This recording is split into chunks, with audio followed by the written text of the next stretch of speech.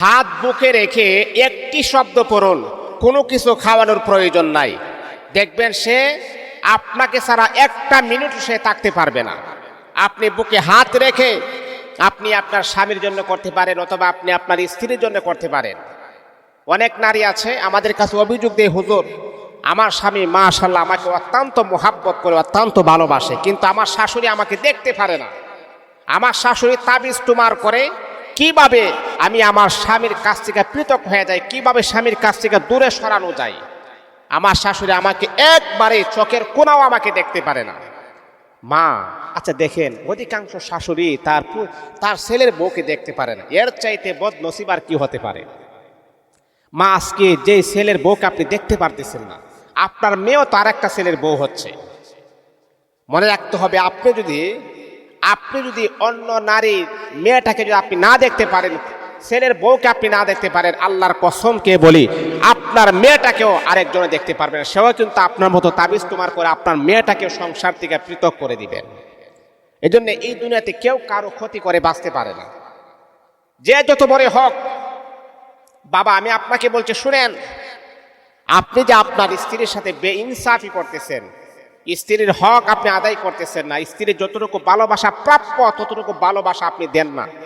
আপনি পুরুষ হিসাবে মনে করতেছেন আমার যা ইচ্ছা আপনি তাই করতেছেন।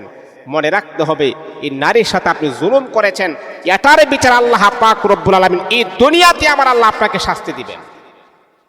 আপনার মনে অশান্তি থাকবে, কখনো শান্তি আসবে না, পরিপূর্ণ শান্তি থেকে আপনি বঞ্চিত হবেন, কারণ আপনি আপনার নিজের ঘরের স্ত্রীর সাথে আপনি বেইনসাফি করতেছেন। সবচাইতে শ্রেষ্ঠ এবং ভালো পুরুষকে জানেন? যে যার স্ত্রীর কাছে ভালো।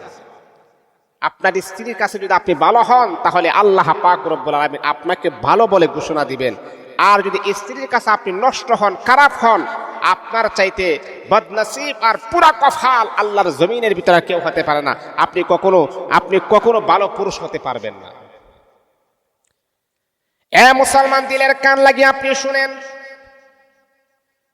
আপনার স্বামীকে কোনো কিছু খাওয়ানো প্রয়োজন নাই, অথবা পুরুষ ভাইদেরকে আমি বলবো, স্ত্রীর ভালোবাসা পাওয়ার জন্য তাকে খাওয়ানোর কোনো প্রয়োজন নাই। বুকে হাত রেখে আমলগুলো আপনি করেন, দেখবেন আল্লাহ পাক রব্বুল আলামিন কয়েকদিনের ভিতরে আপনার স্বামীকে এমন ভাবে আমার আল্লাহ আপনার তাবেদার বানায় দিবেন, আপনার স্বামী আপনাকে না দেখলে এক মিনিটও থাকতে পারবে না। ও মা বোনেরা, 1 নাম্বার হলো 5 ওয়াক্ত নামাজ পড়বেন। 5 ওয়াক্ত নামাজ পড়ার পরে আপনারা প্রতিদিন 2 বার আমলটা করবেন।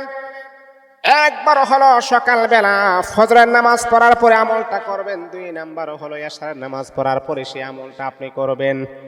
আমলটা আপনি কিভাবে করবেন শুনেন। বুকের মাঝে হাত রেখে সর্বপ্রথম আপনি দুরূদ শরীফ পড়বেন, 3 বার দুরূদ শরীফ পড়বেন। 3 বার দুরূদ শরীফ পড়ার পর বুকের মাঝে এভাবে হাত রেখে ধরে রাখবেন।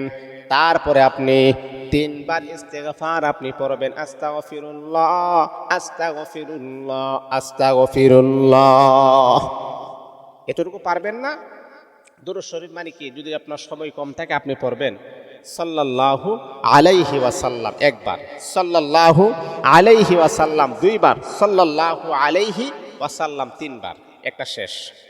তারপর আপনি পড়বেন আস্তাগফিরুল্লাহ আস্তাগফিরুল্লাহ আস্তাগফিরুল্লাহ, শেষ, 2টা শেষ। 3 নাম্বার যে আমলটা আপনি করবেন, বুকে হাত রাখবেন, আউযু বিল্লাহি মিনাশ শাইতানির রাজিম, বিসমিল্লাহির রহমানির রহিম, 1 বার। এমন করে করে আপনি 1 বার আপনি পড়বেন, বুকের মাঝে হাত রাখবেন। তারপরে উল্লেখযোগ্য যে আমলটা করবেন, আল্লাহ পাক রব্বুল আলামিনের একটি নাম আপনি 70 বার পড়বেন। নামটা হলো ইয়া ওয়াদুদু ইয়া ওয়াদুদু ইয়া ওয়াদুদু ইয়া ওয়াদুদু। আপনি গণনা করে আপনি 70 বার আপনি পড়বেন। মা বোনেরা, স্বামীকে কোনো কিছু খাওয়ানোর প্রয়োজন নাই। ও বাবারা, আপনার স্ত্রীকে খাওয়ানোর প্রয়োজন নাই।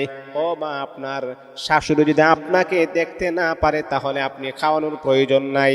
এমন করে করে আমলটা করে আপনার লাশ পর্যন্ত পড়বেন আল্লাহু আকবার একবার পরে আপনার শাশুড়ির নাম নিয়ে মালিকের কাছে দোয়া করবেন।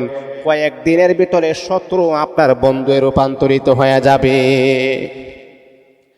স্বামী বিদেশের জমিনে আছে, কোনো সমস্যা নাই। অনেকে বলে হুজুর যে আমল গুলা দেন, আমার স্বামী তো পাশে নাই।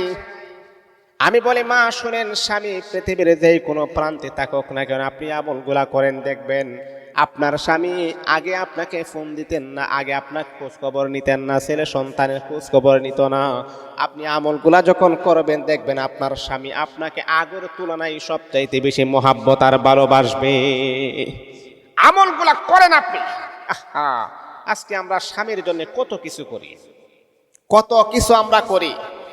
অনেকে বলে হুজুর, অনেকে তো আমাদের কাছ থেকে টাকা নিয়েছে কিন্তু কাজটা তো করে নাই। তে করবে কিভাবে? আপনি তো আসলে বিশ্বাসী লোকের কাছে আপনি যেতে পারেন নাই। যারা সহি আলেম, যারা উলামায়ে কেরাম, তাদের কাছ থেকে আপনি পরামর্শ নেন, কিভাবে নিলে একটা কাজ হবে সেই মোতাবেক আপনি তাদের পরামর্শ নিয়ে আপনি কাজ করুন। এই কোরআনের ভিতরে আল্লাহ পাক রব্বুল আলামিন সব কিছু আমার আল্লাহ দিয়ে রেখেছেন। আসলে আমরা কোরআনের কাছে আসি না। আমরা আসি কোন সময় জানেন? যখন আমরা লাখ লাখ টাকা পয়সা খরচ করার পরে যখন আর কোনো পথ দেখি না, তখন আমরা কোরআনের আশ্রয় গ্রহণ করি। মা, আমি আপনাকে বলছি, আপনার সন্তান অথবা আপনার স্বামী, আপনার শ্বশুর যদি বা শাশুড়ি কথা না শুনে, তারা যদি আপনার উপরে জুলুম করে, এই আমলগুলা করেন, দেখবেন তারা আপনার বসে চলে আসবে, তারা আপনাকে মহাব্বত